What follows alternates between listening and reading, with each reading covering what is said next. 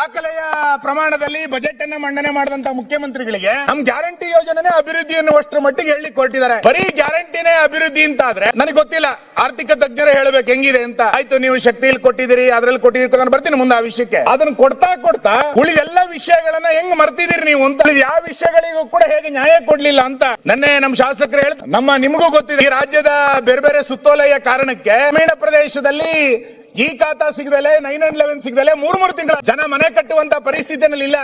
ಪ್ರಾಧಿಕಾರದಲ್ಲಿ licence ಗಳನ್ನ ತೆಗೆದುಕೊಳ್ಳಿಕ್ಕೆ ಆಗ್ತಾ ಇಲ್ಲ. ಎಷ್ಟು ಸರಿ ಸಚಿವರನ್ನ ಜನ ಭೇಟಿ ಮಾಡ್ತಾರೆ, ಗ್ರಾಮ ಪಂಚಾಯತಿಗಳಿಗೆ ಬರ್ತಾರೆ, ಗ್ರಾಮ ಪಂಚಾಯತಿಗಳಿಗೆ ಬಂದ್ರೆ ಅನುದಾನಕ್ಕಿಲ್ಲ, ಈ ಖಾತಾ ಸಿಗ್ತಾ ಇಲ್ಲ, 911 ಸಿಗ್ತಾ ಇಲ್ಲ. ಗ್ರಾಮ ಪಂಚಾಯತಿಗಳು ಪ್ರವಾಸಿ ಕೇಂದ್ರಗಳಲ್ಲ, ಗ್ರಾಮ ಪಂಚಾಯತಿಗಳು ಆಲಿಸುವ ಕೇಂದ್ರಗಳು, ಸಮಸ್ಯೆಗಳನ್ನ ಆಲಿಸುವ ಕೇಂದ್ರಗಳಾಗಬೇಕಾಗಿತ್ತು.